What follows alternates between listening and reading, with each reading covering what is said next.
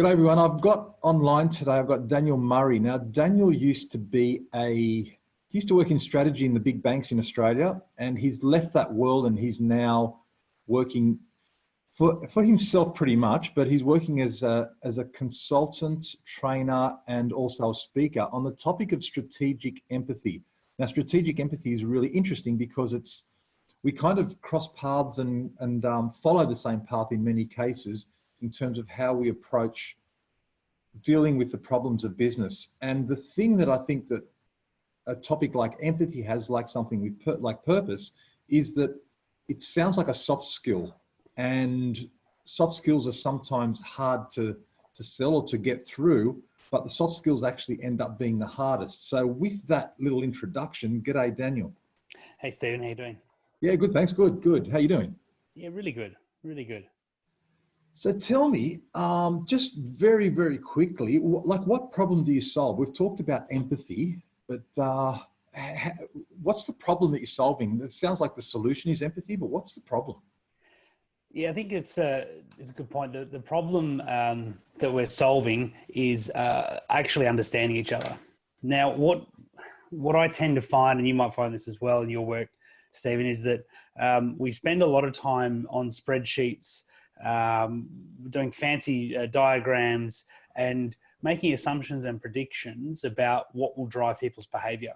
So if we reduce the price by X%, then this many more people will buy. And then we do that and it doesn't happen. People don't actually buy the product.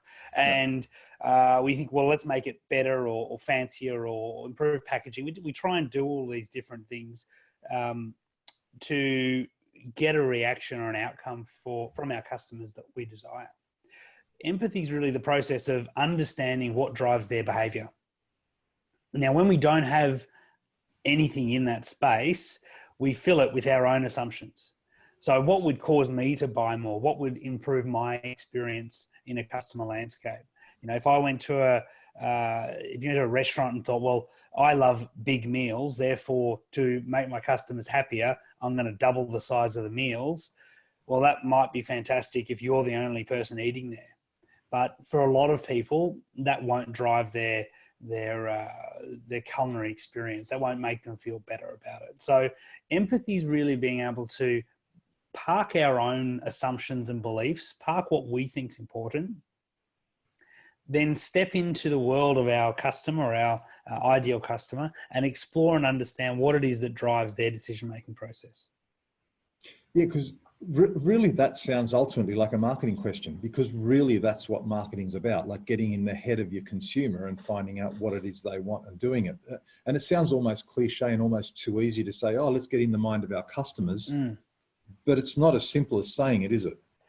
Well, it's not, because you've got to remember, humans have in our heads about 85 billion neurons connected through trillions of pathways. It's the most complex system in the known universe, the human brain. And we don't really understand how it works perfectly.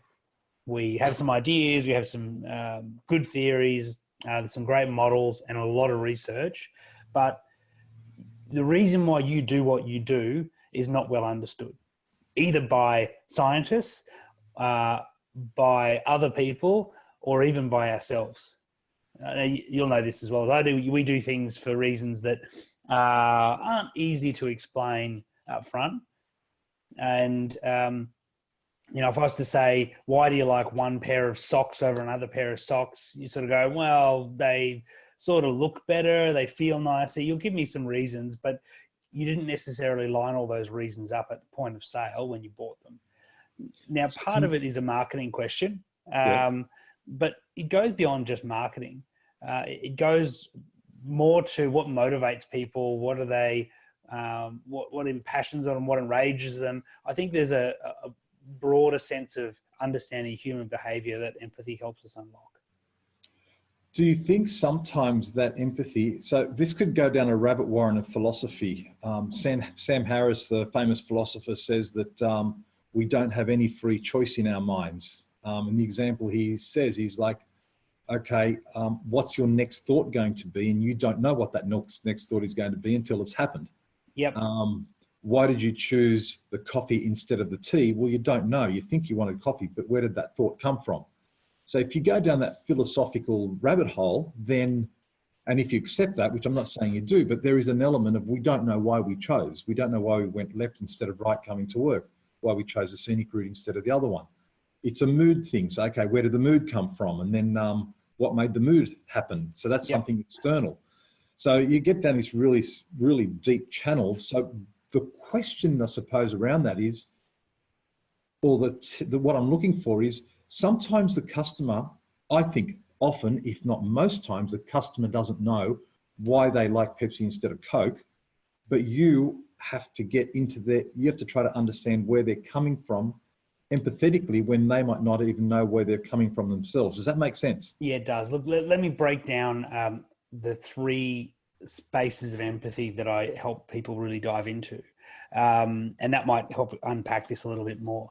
So there's three major areas that we talk about in terms of what drive behavior.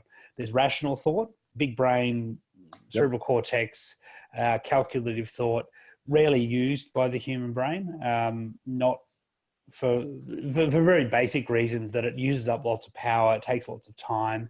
And if our distant ancestors sat around wondering whether, you know, they were going to be able to outrun the lion depending on the terrain and you know, their ability to run, they were going to be dead before they even started, right? So but the rational brain is there and it works very well. We then have emotional drivers, and these include moods and feelings. They're influenced by a whole bunch of different factors, and understanding some of those emotional drivers is really important. The third is contextual drivers. Now, you and I both know that we aren't the same person all the time. There's this underlying hypothesis that we're an executive that sits in our head and controls everything that we do, and we feel like that's true. But most good research says that that's probably not true. And there's a lot of really interesting theories around modular brain theory, for example, that shows that or suggests that in certain situations we act vastly different from others. So let's say, I know you're Italian, let's say you're driving down the Amalfi Coast, you're in your convertible, you're on holidays. I'll be there in 2 weeks. There you go, beautiful. So this will be you, right? So you'll be driving This will be me. You're looking around, you'll be taking in the sunshine, you'll be I'm out the window, gold chain. Driving slow and just enjoying it, right? Not slow, not slow. You're not Italian. Don't drive slow. Okay, this is probably going to wreck my example. But let's say you're doing that and someone drives up behind you in their Audi or Alfa Romeo and they're beeping the horn, they're trying to get past and they're annoyed and aggressive. At that point you go, oh, what's their problem? Look how beautiful this place is. Why don't they just relax and slow down? But you also know that when you're rushing to get to a meeting, and, you know, even down the sidewalk, you're walking to a meeting through the city and there's people walking slow in front of you, your reaction is, these idiots, why don't they get out of the way? Yeah. And we're different people, aren't we? Yeah. In the context of we're on holidays, we're relaxed and calm. And then we also take that further to go, well, I'm going to judge the behaviors of others based on how I'm feeling at this moment and my context. So they're idiots and they should just slow down. And then conversely, I'm going to judge these other people going, why are they walking so slow and they're annoying? And this is different contextual parts of or contextual processing within our brain driving our decision making. This has a big impact for customers, right, and consumers, because you've got to understand the context upon which they're coming in. If I was going to be designing a coffee shop where people walked in and walked out, you know, an express coffee shop. Well, the context of people walking in and out of that shop will be different from a coffee shop that I'm building for people to come in, sit down and have a long conversation. Yeah. Because the customers, I might be a customer that goes to both, but I go to them with very different purposes and in different contexts. And if I walk into the slow coffee shop and I'm, you know, in a hurry and I'm tapping my feet, I'm not going to have a good experience, even though I might have a good experience the next day when I go in there, sit down and have a coffee. And you just said the word that just rings in my head. You said about purpose, and this becomes a marketing question as well. That coffee shop, the hole in the wall, its purpose is to provide quick coffees to people on the run. Yes. the context is the people on the run. Now, as their execution has to be that. Their execution can't be artistic love hearts and all that sort of stuff.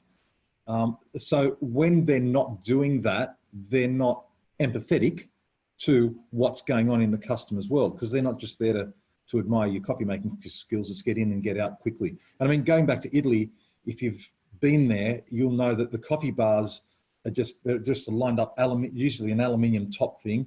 And there's a big coffee machine behind them, and they just pump these things out super quickly. The coffee's just about to stop for a minute, grab your coffee, and on you go. There's no even sitting down. That's right. If the context was this artistic thing, people would be like, what are you doing? That's right. So you're talking about empathy in a contextual format as well as just the boring old, oh yeah, let's just get into the customer's head. Yeah, cool. You can get. I don't even know why they're there. You just know that they're there because they're rushed. That's actually interesting. They are there because they are rushed. So although they don't know why they're there, the fact is that they are there, and you're providing something that deals with rush. Well, and I think where it gets really important, Steve, is being. It's very hard to design a big system that can adapt quickly to individual behaviour and the sort of fickle nature of humans, and so therefore it's the ability for individual humans at those points of experience to know both their contextual purpose, but also be able to adapt that based on what they're seeing from the person. So, for example, let's say you've got the slower Australian type coffee shop, sit down, have a yarn, but you notice someone comes in and they look like they're in a rush and they're agitated. Yeah. The ability for a person to be able to see that, recognize the context and the emotions, adapt their behavior, and provide an amazing experience might mean stepping outside of some of the processes and systems that the organization has built and is focused on. But it is about the person going, I recognize that I'm here to create a great experience for this person, and I can do that by adjusting my behavior. Yeah. That skill is important. That's where empathy comes in. So I have this similar issue from a customer service perspective, that one of the pieces of work that I do is we do like it's an enneagram, which is 9 personality types of people. And, you tend to have different, introvert, extrovert is a very basic example, but the person serving might be, let's use that as a simple example, a complete introvert, and the person being served is a complete extrovert. The extrovert, the two kind of can rub each other. It's very hard for the introvert to come out of their skin and serve that and to match where that other person is. Now, that's a very crude example, but it's one everyone kind of gets their head around. You've got a similar thing going on in your approach with empathy of like, how do I get this person to that or that person to this? Yeah, so look. What things do you do? How do you do that? Like, I suppose that we could talk philosophically about this stuff for a long time, I think, but how do you actually get that done in a large corporate, let's say? Yeah. So let me break it down in 2 ways. One, at an individual level, and then the second would be at a larger organizational level. Yeah, sure.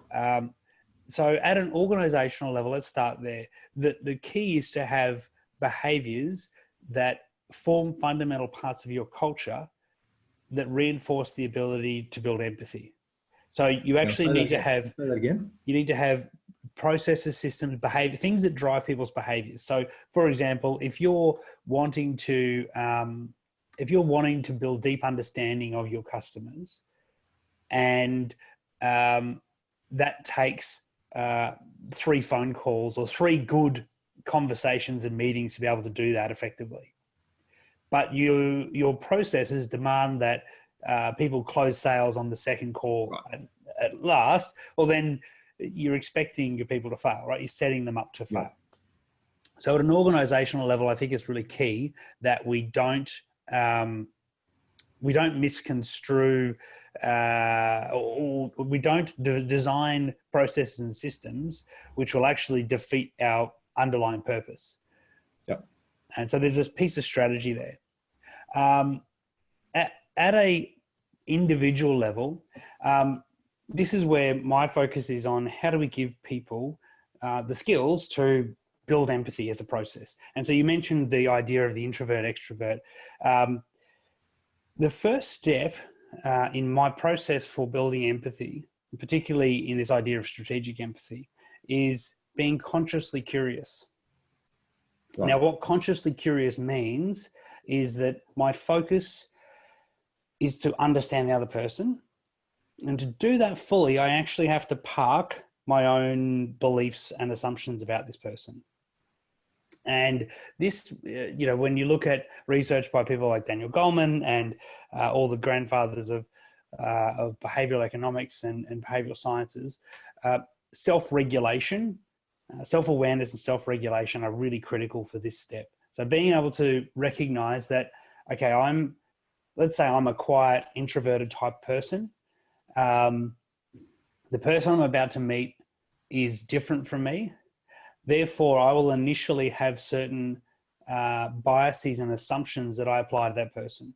A quiet, introverted person might look at someone who's loud and extroverted and think, well, that's because they're arrogant, obnoxious, da-da-da-da-da. Now, if they take those beliefs into this conversation that they're about to have, they're almost certainly not going to be able to understand that person's point of view. Because I'll give you the tip, it's rare that that person who's an extrovert sits there and says, oh yeah, well, I'm arrogant and obnoxious and loud, and that's just not how they see the world, right? So part of a conscious curiosity is saying, I have assumptions, I have beliefs, I need to park them. I need to push them aside, and I need to start with a blank piece of paper. So in some ways, I guess, what I'm suggesting is when you want to build empathy, the perfect state is for you yourself to be taken out of the situation. Your personality, your beliefs, your views of the world, as much as we can, try and quieten them down.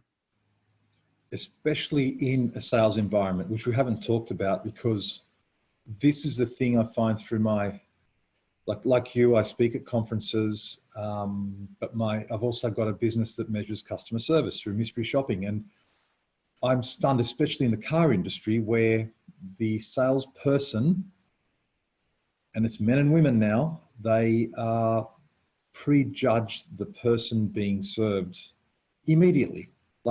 It's the whole, nah, mate, the minute they walk in, I can tell if they're going to buy. I can tell by the car they've rocked up in. I can tell by, I don't know, the hair follicles. Yep. It's a ridiculous proposition, but it's still ingrained. It is, and in some ways, mate, it's a self-fulfilling prophecy, right? So if they say, this person looks like, a person in a pair of shorts and a singlet walks into the BMW dealership, and the salesperson in their nice outfit says, they haven't got any money, they're never going to buy a car. Yeah. Well, I guarantee you they won't buy a car off you.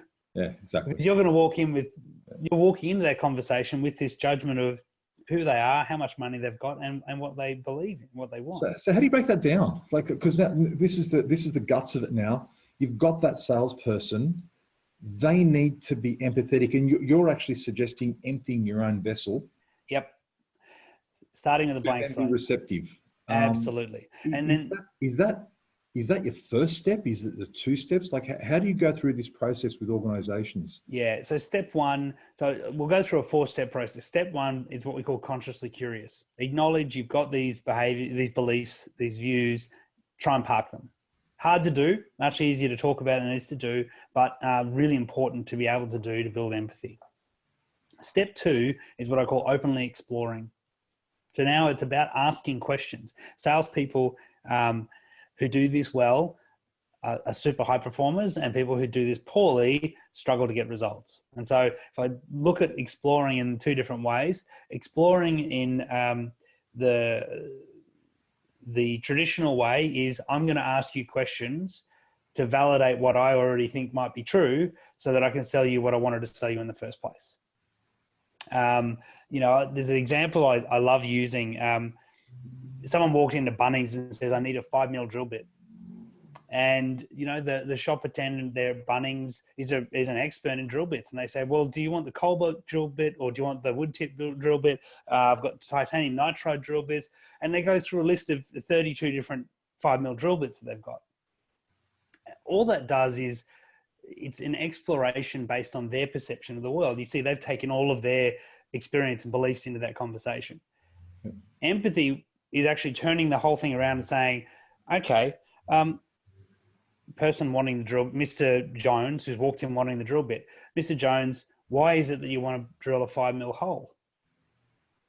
No one wants a drill bit, right? He wants a 5 mil hole. So why do you want to drill that 5 mil hole? Oh, well, I'm looking to hang up a painting. All right, well, what sort of wall is it that you're hanging the painting up in?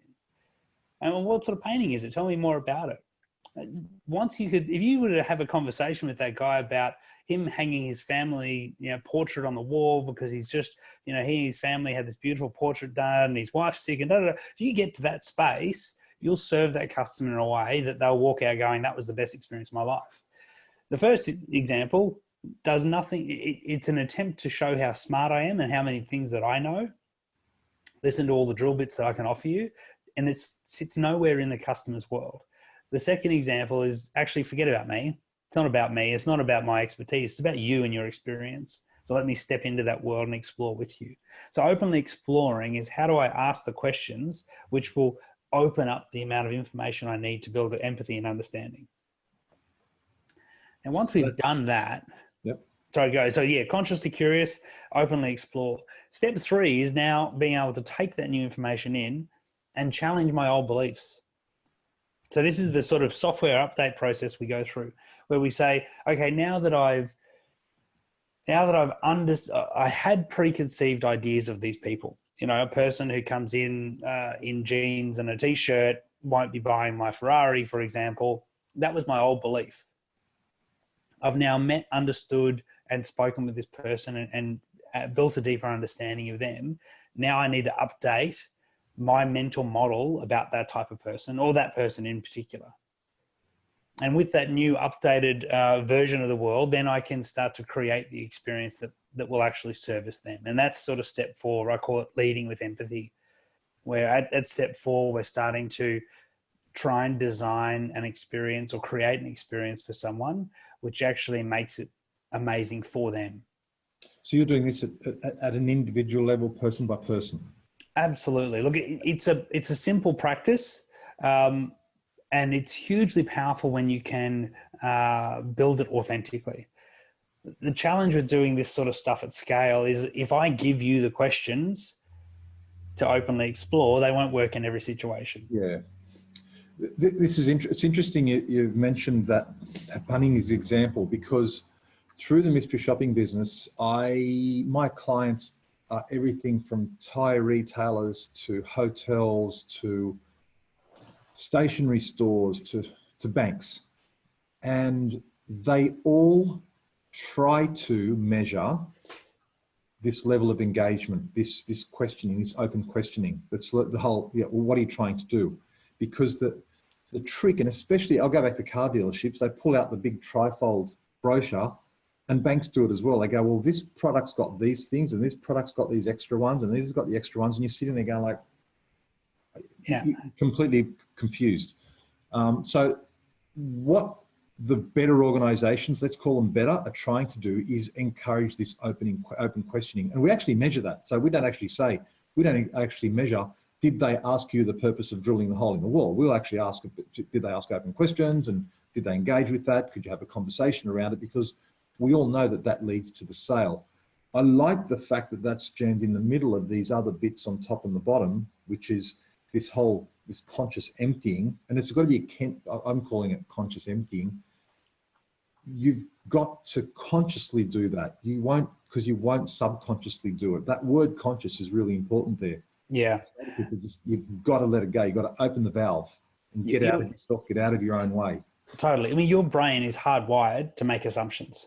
Completely, because it's shortcuts and it's efficient, and that's how we can get through the world very easily in a absolutely. And it keeps you alive, right? Yeah, absolutely. If you make assumptions, when you make assumptions about things happening, you're always in a position of higher alert and more ready to react. So, I always use the example: 2 guys walking through the jungle, 2,000 years ago or something. One of them, they hear a rustling in the bushes, and one of them makes the assumption that rustling in the bushes equals tiger and runs. The other one says, well, it might be a tiger, but it might not. I'm going to be curious here and I'm going to hang around and see what happens. Well, I can tell you one of them had a better opportunity to pass on their genes than the other. Yeah. And it's those ones that we've inherited the genes from, right? So we have a naturally cautious brain. It's filled with assumptions, and particularly about other people. You know, assumptions about people who've got, long beards and ride Harleys must be X. Yeah. Well, we know that that's not true, right? Because you can go and find 100 examples of where those people just don't follow any of those well-defined rules, but our brain is still hardwired to have that assumption process built in. So consciously stepping past it's important. And the reason is that the false positive, let's say that 90 times out of 100, if that's being not generous to them, people that look like that are completely harmless. So 90 times out of 100, you're right, but 10 times out of 100, you're right. Sorry, 9 times out of 10, you're actually incorrect, but there's no consequence of being wrong. Yeah. There's no consequence to the caution. That's right. There is a consequence to thinking, I'll see what the rustling in the bushes is. It's high risk, zero reward. Well, the it is actually to just walk away, unless you're dying of starvation and you're looking for food. It is, but when we're not, the two things are important there. One, we're not in that world anymore. Correct. The world's not that dangerous anymore. Yep. We've never lived in a safer time in human history. But two, what we're talking about is we're trying to create customer experiences in the most diverse world that we've ever lived in, right? So the beauty of the Italian coffee shops, particularly a couple of 100 years ago, for example, was that the type of people that went in there were incredibly homogenous. Yep. Now, of course, everyone is unique in their own way, but it was rare that in that time, a Korean person would walk in and then an Australian person would walk in, and then, that just would never happen back then. And so the experience I created in that coffee shop was for a specific type of homogenous person. Yeah. We now live in a world where your coffee shop will have people from different nationalities, age groups, ethnicities, speaking different languages, different sexual orientations. The diversity of the number of people that we're going to interact with in any business now is exponentially bigger than it's ever been before. Yep. So where in the past, my assumptions I created on, well, if you're coming into my coffee shops because you're in a rush and you want to go fast, and I make that assumption because 99 out of 100 customers that came in the door did exactly the same thing, my assumptions work really well, and therefore they're good shortcuts. We're not in that world anymore. Yep. We're in a world of high diversity. And so what I need to be able to do is have more flexibility in my way to connect with individual customers so that I can create amazing experiences for them. So you're doing it you're implementing or dealing with strategic empathy at both the corporate level in terms of the processes, yep, but also at the individual level, let's call it sales training, because that's right. Yeah. The best salespeople are the ones with empathy. They can put themselves in the other, but they don't know the how to do that. So that's where you get involved. You do that training to dismantle what they think is the best way to sell something. They know the best way to sell something. It's just that they won't do it. Yeah, well, the problem sometimes I've found is they find a way that works for a couple of clients, and then they assume that is the way. And this is one of the challenges I have with some sales gurus and training books that are out there, is that they say, well, here's the 5 steps, just follow these 5 steps and it'll work. They drive me nuts. The 7 steps too. Yeah, I mean, I had someone sent me a message, through LinkedIn or something, saying, I've built the program to automate relationship building. Yeah. And when I heard those words, it took me a couple of minutes to go, hang on, that doesn't feel right, because relationship building is not about just connecting with people and tricking them into listening to you more. It's really about building deep understanding And that's where empathy comes in. From my perspective, what we're really trying to do is, whether you're a salesperson, whether you're a leader, whether you're in a service role, how can I use empathy to understand what the person who I'm dealing with, what their needs are, what they love, what they hate, what's important to them, what are their drivers. Once I understand those drivers, I start to build a sense of trust. Yep. And in whatever relationship, whether it's commercial or personal, once you've developed trust, there's a great deal more commitment in the relationship from both sides. Yep. And what we want as salespeople, as business owners, is our customers, our employees, to be committed to our purpose, to have a sense of commitment and engagement with what we do and who we are. And so this is where empathy becomes a really powerful tool to be able to build that. Cool. And that's where it's not a soft skill. I mean, empathy leads to sales.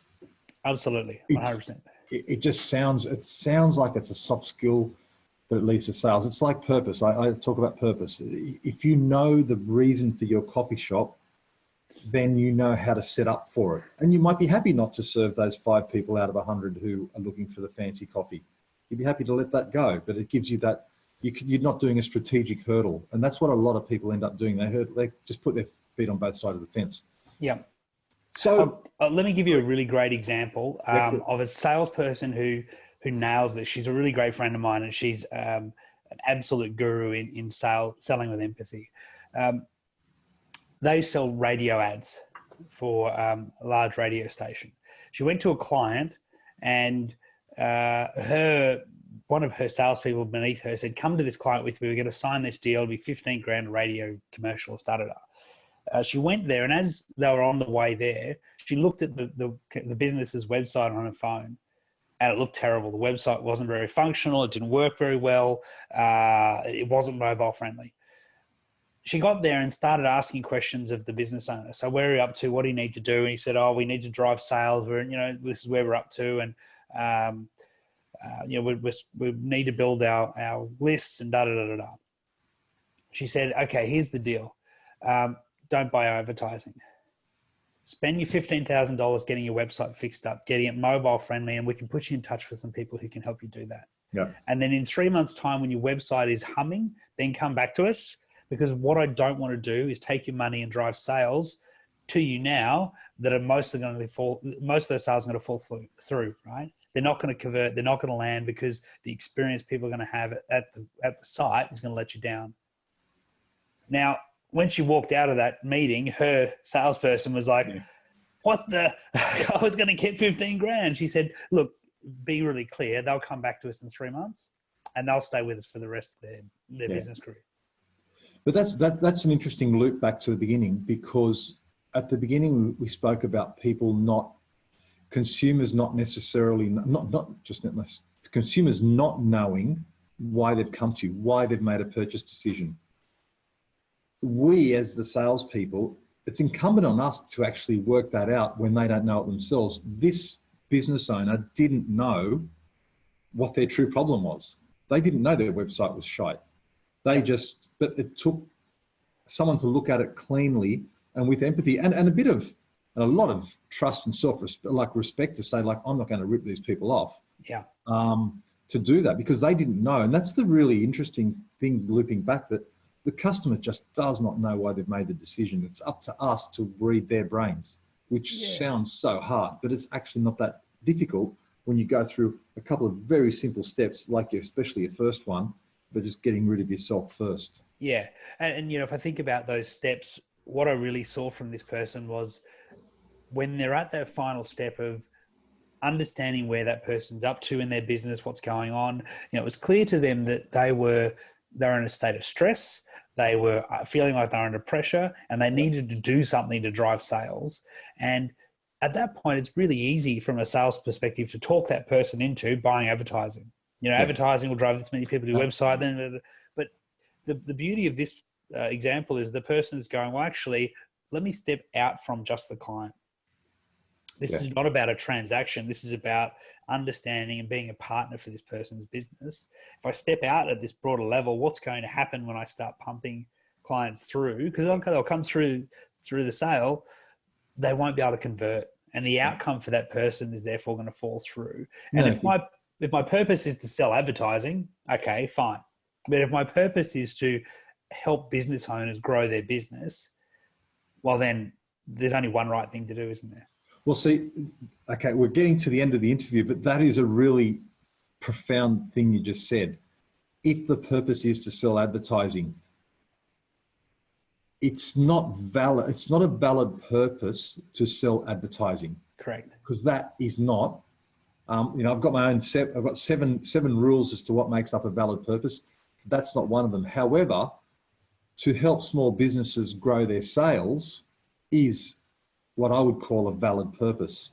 So if you've got your mindset in the right space there, you're off to the races. If you haven't, you're just going to get up at the starting line, make a bit of money, and then you're going to collapse. So that's a really important and interesting distinction you just made there. And this is where, when I talk about, are your organizational systems, processes, etc., aligned to the right behaviors? Yep. So, for example, if your purpose was, and in this organization, their KPIs are set out around how do you develop sales, but this leader also looks at a team and says, what's our retention rates? Yep. What's our, how many of our deals fall through after a few months?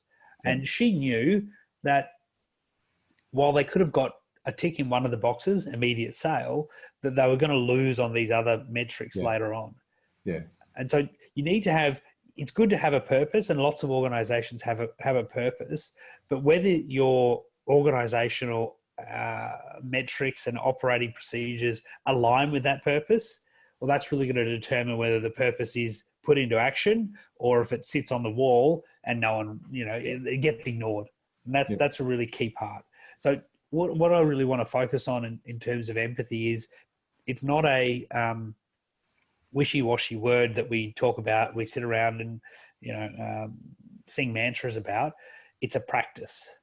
It's a set of steps and behaviors that we have to put in place daily to make sure we're developing and building this skill to help bridge that gap between what are we trying to achieve, what's our purpose, and what do we do, and how do we bring that to life every day. Which warms my heart. Actually, I'm gonna leave you with a story that I heard yesterday from a client, and he runs a big training part of his organization, and he said he has to encourage franchisees to sign up to the training. It's like $150 a session. It's not much, but he talks to them and says, "Look, you all play. You play sport, right?" And they go, "Yeah." So this is in a big conference situation. And how many of you play sport? They put their hands up. Do you get paid for it? And how many get paid for it? None of them put their hand up. Do you go training? And a couple of them put their hand up and say, "Yeah, once or twice a week." And he says, "Well, you're going training to develop skills in something that is not your profession, and yet you're not prepared to train yourselves on the thing that is your profession. Like, where does that make sense?" And it's kind of hit me. It was like, I've never heard it put that way, but it's exactly what you're talking about. Empathy is a skill like passing a football, hitting a tennis ball, that you've just got to keep working at it. You just don't get it. And you go, I've got my empathy box ticked. Yeah, correct. This needs training. It needs reinforcement. It needs practice. It needs failure. It needs mentors. It needs all of those things. Yeah, absolutely. So I'm going to leave you with that thought. So it just hit me yesterday, and you've just brought up something so similar, which is interesting. So what parting words of wisdom would you give anyone listening in, or still listening to our 1 hour of rambling away here? Look, if you want to make sure that you're creating great experiences for your customers. So if you've got this purpose and you're wanting to create great experiences for your customers, know that each of your customers is a beautiful individual who thinks differently and may think differently at different points in time. The more you can understand them, the deeper the level of trust you'll build with them. And once you build that trust, you'll get the commitment that both of you really want in the relationship. So empathy is this really great tool to help us link purpose to our committed customers through actual practice. And now everyone will know why I interviewed Daniel Murray. We're in a very similar space. So Daniel, how can people get hold of you? Uh, So what do yeah, you do precisely? Like what are the things that you do for people precisely in a minute or so? And then where do they get hold of you? cool. So lots of ways people engage me. Professional speaking. So I speak at conferences, leadership offsites, team days, those sorts of things. And there's a range of different things we can focus on there. I also run training workshops for leaders and organizational teams. And we're starting to run a series of those in the next few months. Best way to get in touch, either check out my LinkedIn profile. If you look up Daniel Murray, Empathic Consulting on LinkedIn, you'll find me there. Or my website, which unfortunately at today's date is down at the moment, but hopefully we'll be up anytime soon. I'll delay the launch. Yeah, that's right. Publishing this. There you go. empathicconsulting.com. You can find out some information there. But yeah, find me through LinkedIn, reach out, say hello. And I always find it really great to chat to organizations and people who want to make a change in the space.